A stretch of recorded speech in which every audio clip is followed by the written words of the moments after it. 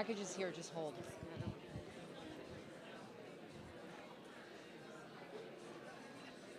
Everyone, please take your seats. The program will begin momentarily.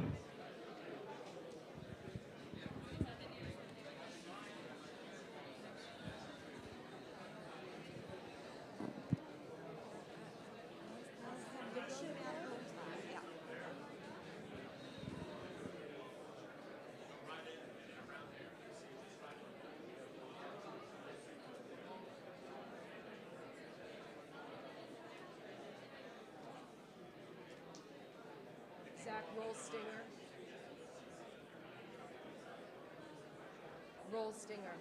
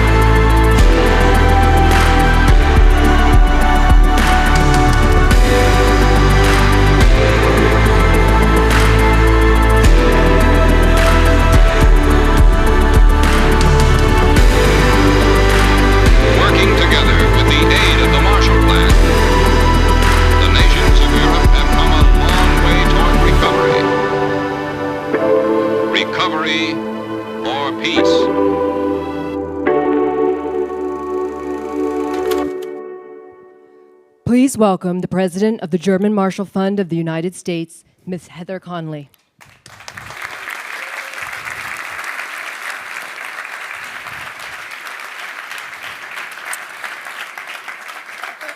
Good afternoon, everyone. On behalf of the entire German Marshall family, the warmest of welcomes to Brussels Forum. I have to tell you, there is a special joy in seeing you here in person. But we're very grateful to have all of our friends and colleagues join us online as well. Can you believe that GMF has hosted Brussels Forum for 17 consecutive years? Pandemics, quarantines, construction, transit strikes, airplane strikes, and tragically, even terrorist attacks or war could not stop this transatlantic family reunion. There can be no doubt in the power and true grit of our family. Families. Families gather to celebrate births and weddings and anniversaries. And this year, the transatlantic family is celebrating the 75th anniversary of the Marshall Plan, a bold American idea that sought a stronger and more integrated Europe following the devastation of the Second World War. You know how powerful an idea is when 75 years later, it's being uttered nearly every day. So, let me be the first one to say here at Brussels Forum, we need a Marshall Plan for Ukraine.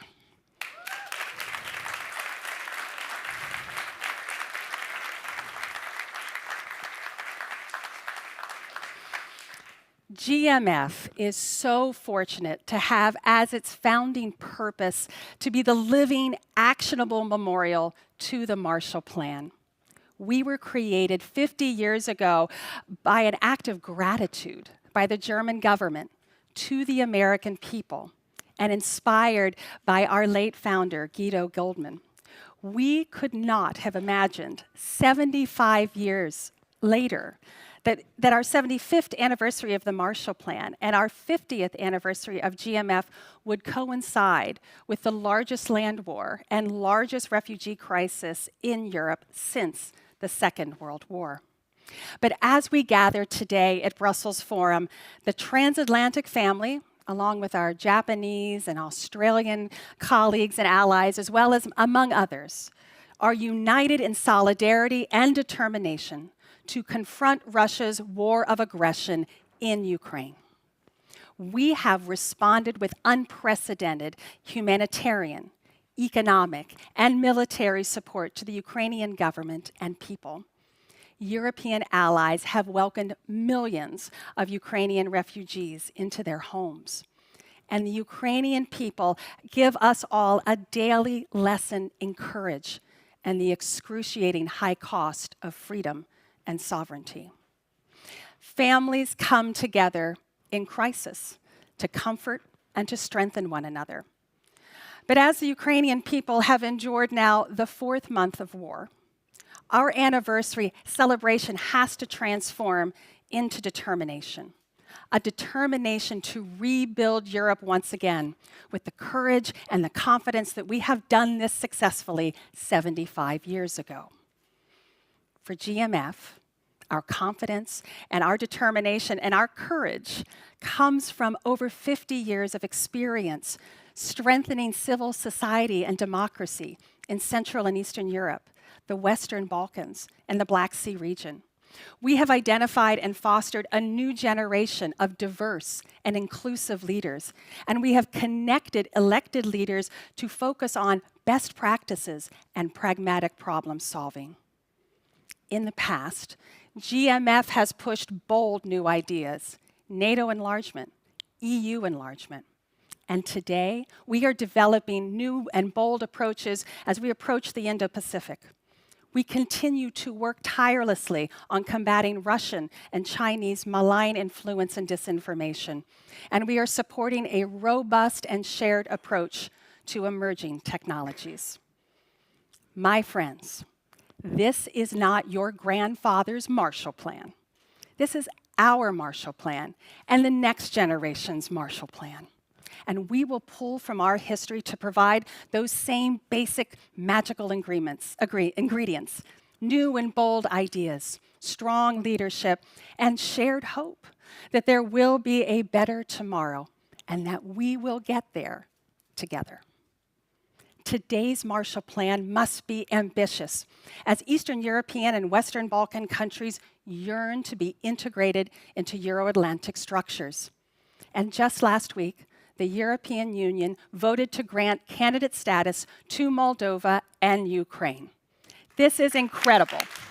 Absolutely.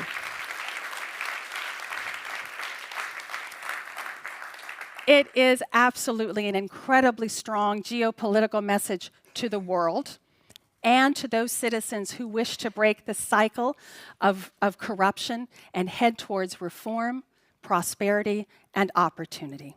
It's an incredibly impressive accomplishment. But in an equally powerful geopolitical message, Sweden and Finland formally seek membership into NATO. A true show of NATO's vitality and the continued strategic miscalculation by the Kremlin.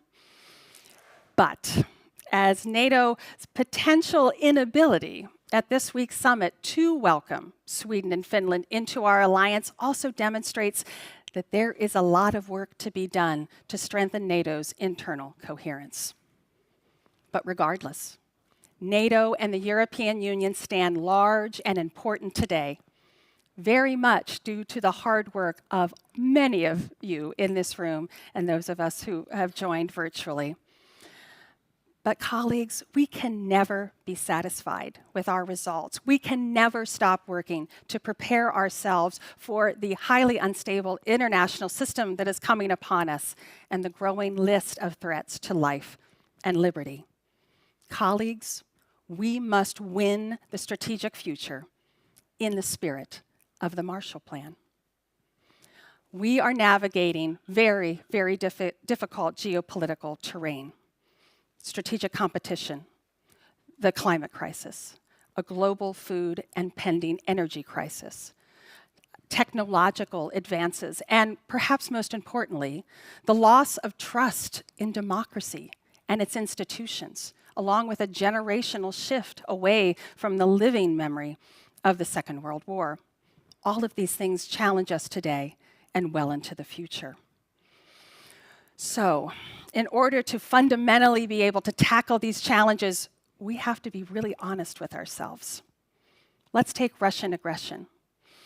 The war did not begin on February the 24th. The war began on August 8, 2008, when Russia invaded and occupied 20% of Georgian territory.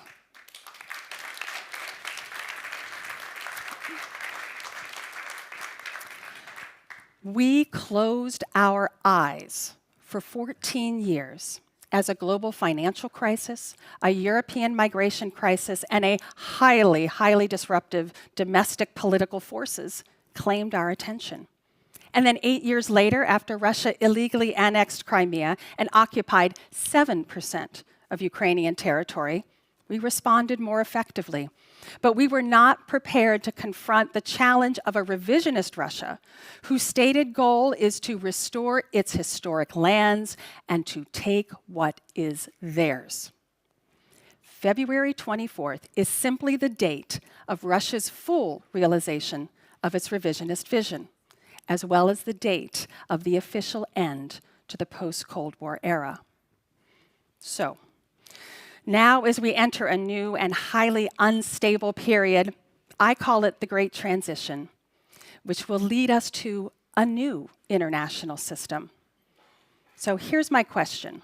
Will this new system be based on shared values and on international law? Or will it be shaped by other state and non-state actors who seek to erode those very principles and values? If the answer to that first question is yes, then we must be prepared to fight for our democratic values and shared international principles every day so that we can achieve a more secure and prosperous future. And the Marshall Plan gives us that roadmap, as well as the essential tools to win this strategic fight. It is evidence that our shared values can and will prevail, even in the darkest of times. It is evidence that the dignity of the individual always triumphs over aggression. It is evidence that our allies and our partners, at great economic and political cost, are able to stand strong in the face of aggression.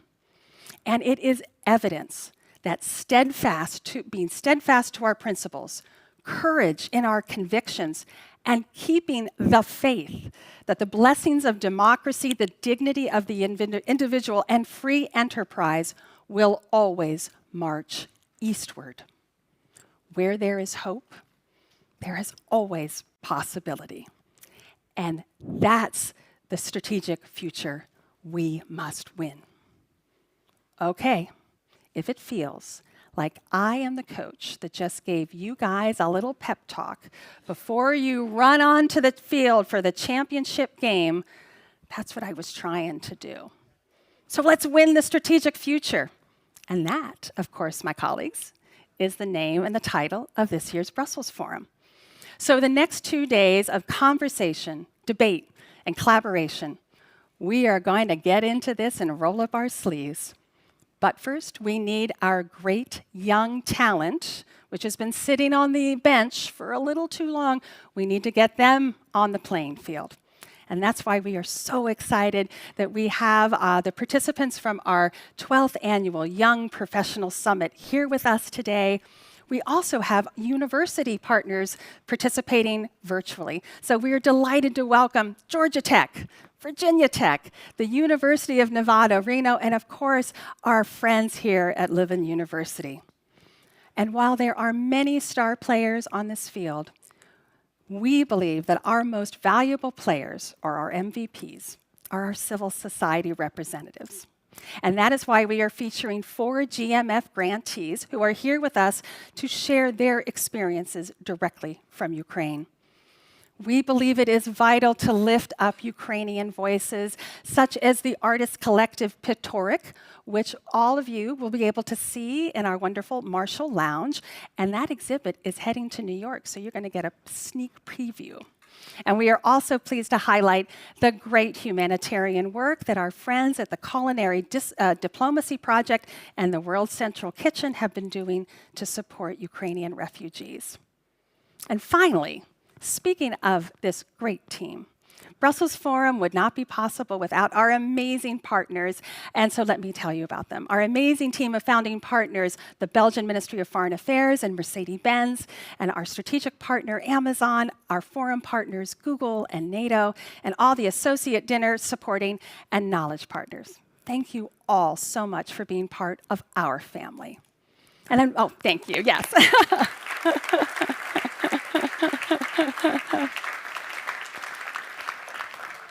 Absolutely. And finally, a very special thank you to our new Brussels hosts, the DoubleTree by Hilton.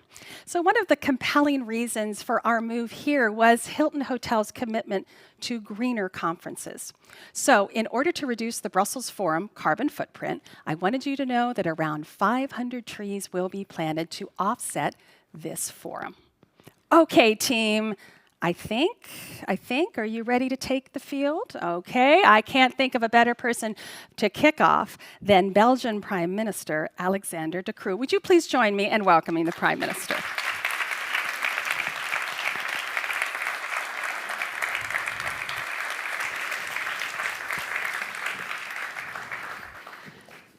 No pressure. The goal. It's fantastic. Well, Mr. Prime Minister, let me just, again, thank you so much and for the wonderful partnership we have with the Ministry of Foreign Affairs. You are really the perfect person to have this conversation. You come to this position, you were former finance minister, former development cooperation minister, so you've spent your time very much, we talked about in Africa, focusing on a lot of development needs, but you also come by way of the private sector, an entrepreneur, a consultant.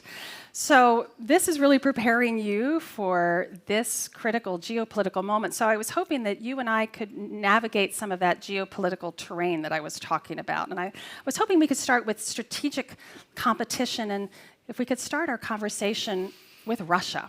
So I was just, right before coming on here, NATO Secretary General Jens Stoltenberg had a quick press conference before the Madrid NATO summit coming up on Wednesday. And let me quote his view, and this may be in the strategic concept that is reviewed. Russia is the most direct and immediate threat to NATO. Are the Belgian people, in your view, prepared to, understand both that and perhaps a very long and difficult war that we see unfolding today? Yeah. Because Boris Johnson said recently that he felt that there was fatigue among populations and politicians about the war. Help us understand where you are, the government, the Belgian people are, as we look at this growing threat. I think you pointed to what I think these days is the crucial element. As governments or as the European Union or as NATO, you can do foreign policy, but the condition for doing foreign policy is that you maintain support from your domestic middle class. The moment you lose support from domestic middle class, it's end of story. And I think that should today be preoccupation number one. Because if you look at, how could this war be ended? One way is in a diplomatic conversation. Let's be fair, diplomatic conversation, you need to be two. Today, there's no one on the other side. The second element would be, well, we could do it with our economic sanctions. Our economic sanctions are going very broad. But let's be fair, the economic sanctions are heavy on Russia, but they're heavy on ourselves as well, because you can understand that on the Russian side, they're weaponizing gas and so on. So this is starting to become heavy. And it is going to be sustained. I'm convinced that we are in for the long haul. We cannot afford to lose this war. We cannot afford that, because what signal would we give? What signal would we give to the Ukrainians? What signal would we give to the rest of the world? But also, what signal would we give internally in Europe? That our values are something that we will defend to a certain degree, but then when it becomes a bit harder, we're actually pulling back. Even in Europe, this would mean that some people would say, well, this model of open democracy and rule of law and so on, maybe there is actually another model because democracy is not being defended up to the level where it should be defended. And that brings us to the third element of how this war can be won, and that's with military support. And honestly, if we believe that this is something that is worth fighting for, in the, I would say, more figurative way of saying, then there is no other way for us than to go full on in the support that we give to the Ukrainian people. Because otherwise, this could be a conflict that keeps dragging on for a long, long time.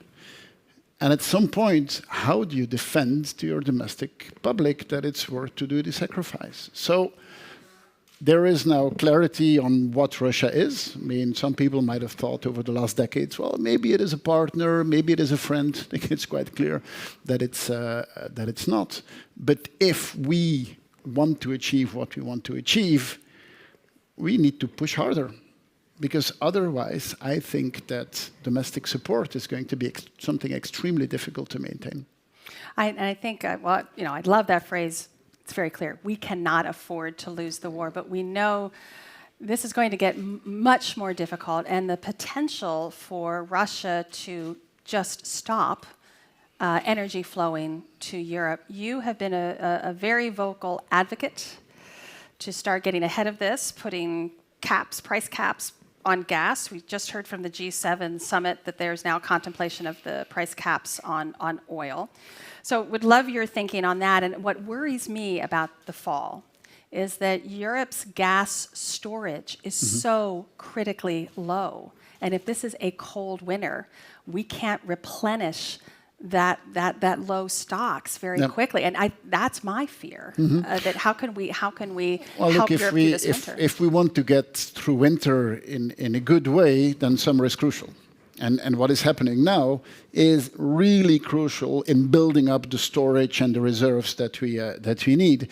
And there, it's unfortunate to see that we are not coordinated the way we should be coordinated. And I understand that some countries are very exposed to Russian gas. That's the case for Germany. It's much less the case for Belgium. In our case, it's 4 to 5%. But in an indirect way, I mean, imagine that the major European economy would have to go in a slowdown because of fear of energy supply. I mean, what would be the impact on the rest of Europe, even on Belgium? It would be a massive impact. And so getting through winter, coordinating better in the summer, we can do this. But for the moment, I do not see it happening. Now, last European Council last week was a good one. Ursula von der Leyen proposed to have a coordination mechanism the same way we did it with the vaccines. I think that is a good idea to do it almost on a multiple times per week basis, see each other and see how we can help. Because we can help. I mean, we are one of the import countries for LNG.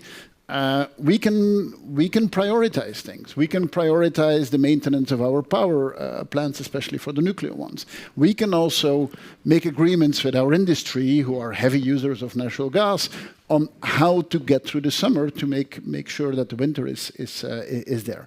That's one element, so that's on security of supply. The other element is on the price we pay.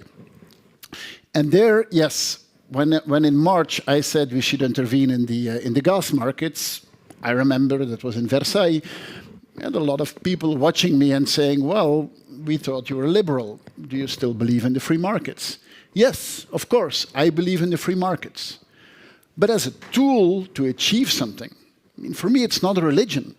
If you see that the gas prices are not reflecting reality, then we should intervene. And intervening in markets is something that we do. I mean, if you have an economic crisis and your stock market is in a downturn and is pulling back down companies that are in good shape, what do? Well, we pull the plug and we say, stop the market, we wait for a few days and then we restart.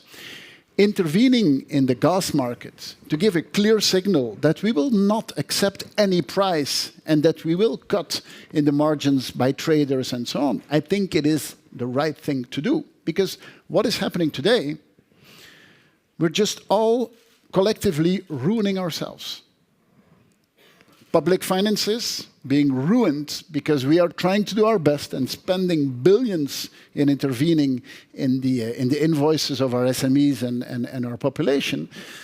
But I understand that people are not happy because, you know, if your invoice went X5 and we say we're actually going to take 15% out of it, it's a gigantic effort for us. But as a citizen, I say, okay, this is nice, but it's not exactly helping me. And our industries are being put in a situation where at some point certain activities will just economically stop. And so intervening in these markets with common purchasing platforms and price caps and so on, the good thing is that now finally, I mean, the council last week, almost everyone in the room understands that we need to do something, and that the classic remedies that you use are just not sustainable. Right. Yeah.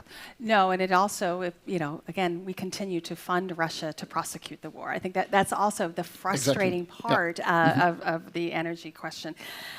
While we're talking a little bit about the last week's European Council meeting, and you were in the room where it happened, let me use Prime Minister Johnson's the fatigue on Ukraine. Is there enlargement fatigue? Help us understand the conversation. I said we're celebrating the decision, but it was not an easy decision for the council meetings. Help us understand the currents in the room. I have to say on Ukraine and Moldova, and I think the message we gave to Georgia is actually also quite a hopeful one for them. That went way smoother than expected. And you know, if you would have told me 3 years ago that we have countries who applied to become member of the European Union in the way we saw it, we would have laughed. We would have said, you know, this is not going to happen. It looks that the European Union is attractive. I mean, people are attracted to what we stand for, are attracted to the prosperity we have, to the open societies that we have, to the security that the European Union provides within NATO, of course. So the attractiveness, we have regained that. And that power of being attractive as a European Union is, I think, maybe something that we should develop much more, besides the classic definition of hard power and soft power. Now, to me, I've always said, look, enlargement is something for which we have procedures and we have criteria, and it's a long path. And there is a reason why it is a long path. That's because we as European Union have developed so much, what we call the acquis communautaire, to get up to speed and to make sure that you can function within the European Union. That demands a lot of effort. Ask to the Balkan countries. It is a long process and unfortunately often a frustrating process. And to me, the discussion on Ukraine and Moldova is part of 4 elements. So the one part is, can you give them this status that they demand? And it's highly symbolic, but symbols are important in a moment like this. And it gives a clear message to the Ukrainians, to the rest of the world, that, you know, you believe in our values, you fight for our values, you can be part of the club at some point. The second element, of course, and maybe more so, and you made reference to it with the Marshall Plan for Ukraine, is the reconstruction of Ukraine. Physical reconstruction, but also immaterial reconstruction. This is the moment to build institutions, to make sure that the rule of law is being installed, make sure that corruption is being fought. I mean, this is a very important moment in the rebuild, and rebuilding is today. Because it's part of the message you give to Russia to say, you destroy something, we will not let it destroy it. We will reconstruct it to show the resilience that we have. But also, that means that we need to talk about how do we function as a European Union? If at some point Ukraine and Moldova and some of the Balkan countries become part of our club, it becomes a different animal. It is a different animal with a different functioning. I mean, just as an example, the financing flows would change dramatically. Almost all European countries will become net contributors the moment that Ukraine joins. That is going to be a hard awakening for some of the current countries that are not net contributors. How can you still make decisions in a club that becomes much bigger? So that's a fundamental discussion we need to have, and we need to realize that the moment you say we give status to those 2 countries, we are on a path of becoming a different organization. And we need to know that. I had the feeling that in the build-up, not everyone understands what the consequences are of the decision we take. And then fourth element is we need to talk about the Balkans. And actually, the European Council, the discussion on Ukraine was half an hour. The discussion on Bosnia was 4 to 5 hours. And that shows the dynamic, and I understand that dynamic. I mean, Help us understand that. Well, dynamic. we organize European Council, and we say one of the things we will do is give candidacy status to Ukraine and to Moldova. And in the morning of that event, we organize an EU-Balkan summit. So you invite people to a party that is about someone else. It's normal that the Balkan countries say, well, you know, this is nice for Ukraine, but we've been in this process for 10 years, I think North Macedonia, 14, 15 years. It's normal that when they attend that event that they say, well, you know, we've done all these reforms, where are we? Correct. That's a totally legitimate question, at least for Albania and North Macedonia, knowing that they still have some work to do. But what we see is that our accession process should be something administrative. It's about milestones, about reforms, about the hard stuff. The problem is that we lack another channel, which is a more political channel, with which we can give a signal to countries that today are maybe not within the criteria, but where we can say, you know, you're part of the club, and we will invite you, and you're part of the discussion, and on some topics we'll work together. You're not there yet in all the reforms that you need to do, but we want to give a signal.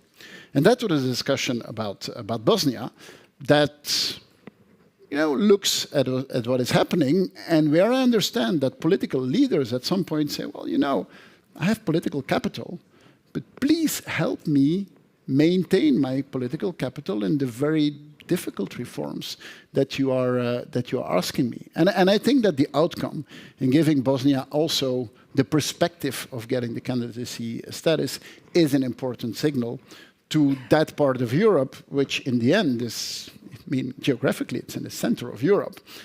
And it's a bit weird that you have this part in the center, which for the moment is not part of the European Union, and giving a clear perspective on these are the reforms that need to happen. This is the political signal we give you, and this is the support that we as the European Union are going to give you to get the perspective of being part of the European Union.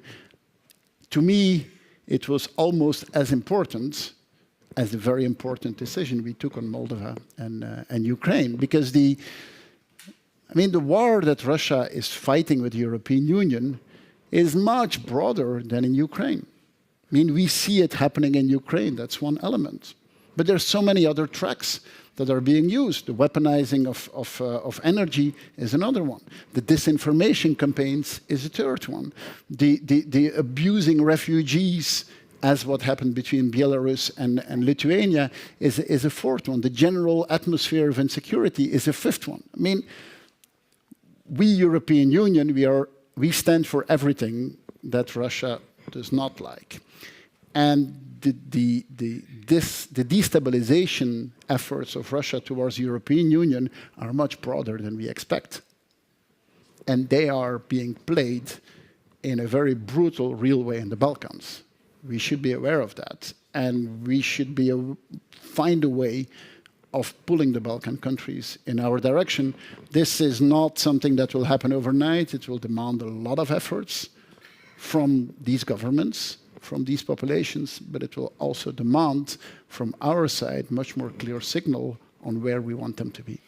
Mr. Prime Minister, I want to move to China in a second, but I want to ask, does it change Belgium's calculation as the geographic center of gravity of the European Union continues to shift east?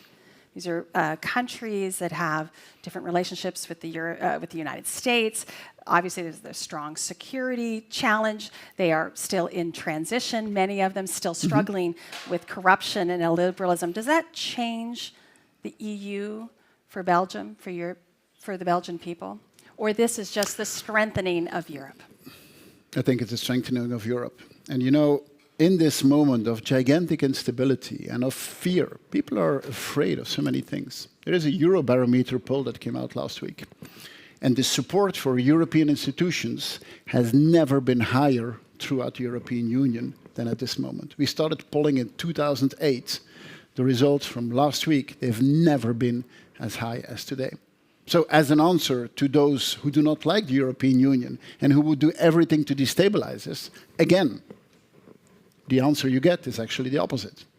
Again, the same with NATO. I mean, some people thought that NATO would be split out. Actually, the response is quite the opposite. So at moments where it is existential about what do we stand for and what do we believe in, you see that the answer from our population is an answer that they say, well, look, don't touch at what we have. And the fact that the support is so high should be something that we use. I mean, the European development so often has been pulled forward by visionary leaders, which is great. Today, it's a push by our population. Today, it's our population who understand that for some domains, the nation state is overwhelmed or is too small, and that the response should be an international one, should be a European one. We can only be positive about that. And then about how the Belgian people look on this. Look, from our perspective, any enlargement, there's always been a fear of, we are at this level of development and you countries join or lower. And there's always been this story of, well, what is going to happen is we go down and the others go up. This is not what happened. Any enlargement, what happened? We actually increased our prosperity and the other countries leveled up. And that's what we believe in. That is free trade. That is the power of working together. That is the power of multilateralism. And so anytime we extend it, it was to our benefit. The only thing we have to be careful about is, can you make sure that it still functions, that you can still take political decisions? But still, let's look at the broader picture. I mean, I know some people have said, the previous enlargement, when we went in the direction of Central Europe, some people sometimes said, you went too fast. I'm not judging on whether we went too fast or not. But what would have happened if we would not have gone fast? I mean, what would have happened? In what situation would the Baltic countries be today? In what situation would Poland be today if we would not have made that bold move of going fast? That's the balance we need to find. But you are in a geopolitical moment where Europe might be redrawn. And at a moment like this, look, when Eastern Germany opened up, did we tell to the Eastern Germans, well, we have a checklist of 200 pages, and it's going to take you 15 years. That's not what we did. It was a special moment, and we did something special. Yeah, no, that's fantastic. Let me move to China, and I want to open this up to a question or two from our audience. So I'll let you gather your thoughts. Let me turn to China. Last month, the Belgian Parliament was contemplating sanctioning individuals in China for violating human rights. We've now seen strong messages as well from the parliament and the government about increasing oversight in Chinese investments in Belgium itself. Help us understand, because I agree with you, there's clarity on Russia right now. There's still, I think, a little bit of lack of clarity within Europe, although the evolution regarding China has been substantial.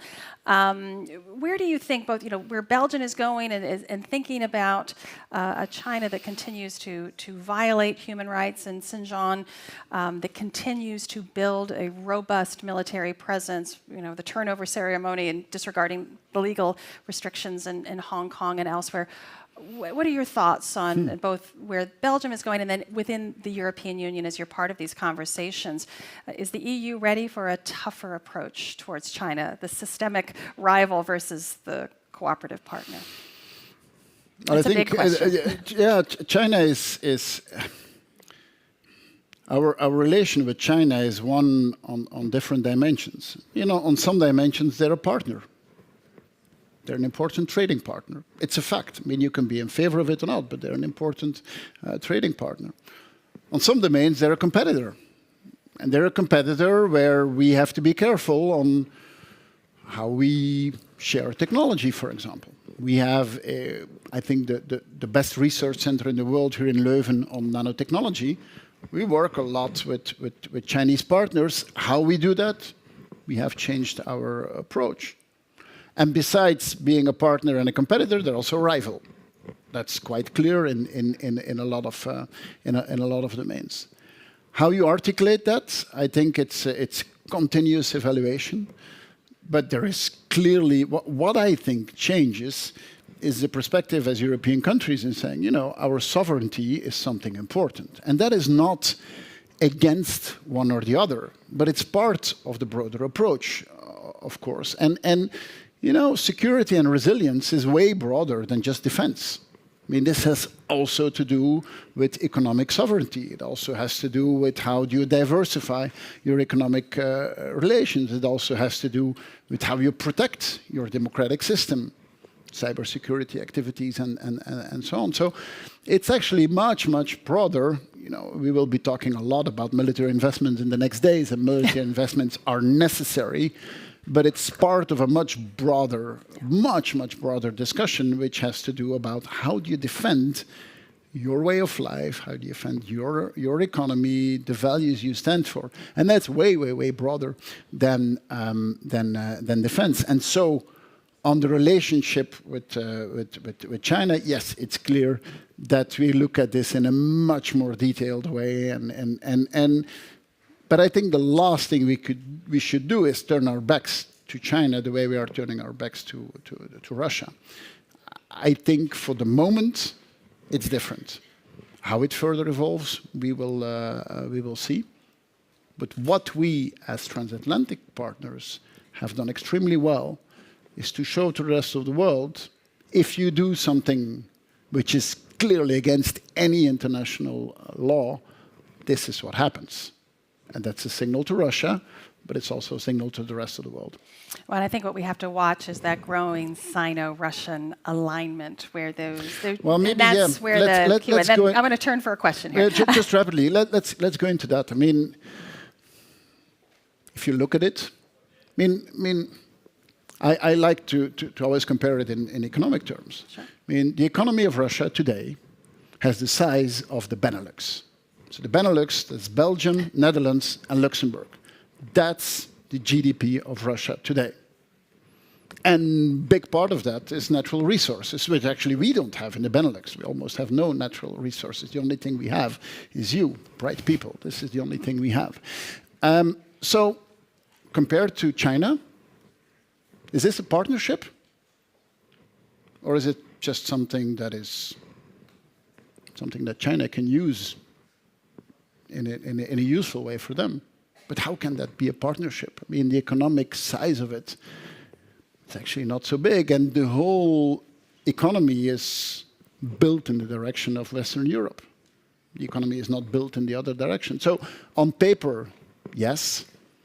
In a diplomatic way and in geopolitics, maybe. But in reality, in something that makes an impact in the lives of people, being job creation, being economy, and so on, can this be a partnership in the next 5 years? I'd be very surprised if it were. I think that's going to be a future conversation of many Brussels Forum. Okay, I see back there, if you could, there'll be a microphone there, and if you could please stand up and introduce yourself, and a very brief question, because we only have a few minutes. Please. GMF. I wanted to ask you about what Europe's ultimate objective in Ukraine is. Is it to end the conflict and through a ceasefire? Is it to evict Russian forces before February 24th or before 2014? Is it to weaken Russia so that they can't do this ever again? What do you think the center of gravity of opinion lies in this European Council? Yeah, this is tough because we have stated objectives, but we're not clear on that outcome. The Ukrainian government is not always clear on that desired outcome. That's a great question. We are on the side of the Ukrainian people, and honestly, it's up for them to decide. What I hear as a dominant voice in Ukraine is, this is our country, respect the integrity of the totality of our country. And I think that's a legitimate position to have. I think that's quite clear. And as said, I mean, it did not start this year. It started at least in 2014, and in Georgia it started before. We will be on the side of the Ukrainians. And I think we should be even more on the side of Ukrainians. At the beginning, when I said, look, what are the different ways of solving this? I think military support today is the #1 way of helping the Ukrainians, because the economic sanctions and the diplomatic side is helping, but not to a level that it can make a difference. Really, we will be on their sides, and it's for them to call the shots. But it's about Ukraine. It's not about Russia. Full stop. It's about Ukraine. Yeah. All right, this is the easy moderator question. In the last 30 seconds we have left, Mr. Prime Minister, what keeps you up at night? My 2 young kids from time to time. Now, Dad, that's an okay answer. We can end with that. They should. Well, they should be beyond that point. Look, what worries me is that, the Western world, the way we called it, the transatlantic alliance, we were the aspirational model. The rest of the world looked at us and said, this is what we want to be. This is our best shot in peace, security, developing myself, prosperity, guaranteeing that my kids will have a better life than myself. It's almost a biological aspiration that we have. Keeping that alive is our main endeavor. And it starts with our own population. The moment when our own population loses the belief in progress, and this has been our engine, is that the belief that if I work hard, if I do something ambitious, if I work together with other people, progress is going to be something that everyone benefits from, that the whole population benefits from, and that guarantees that my kids will have a better life than myself. The moment we lose that belief in progress, then we are in trouble. And at moments which are difficult like this time, this is what politicians should be working on. And it's normal that, these are turbulent times and these are chaotic times. Keeping that belief alive is, to me, the crucial thing for the Western world. And if we don't believe in it ourselves, how could you expect the rest of the world to believe in our model and to see this as the aspirational model? And it is a bit as a shock for us, because there are other models in the world which we don't believe in at all, but which certain parts of the public get seduced by, I think for the wrong reasons. But it also has to do with the fact that we are starting to doubt on our own model, and this would be the biggest mistake that we can do. Mr. Prime Minister, keep transatlantic hope alive. I'm right there with you. Thank you so much. Please warmly welcome. Thank you. Fantastic.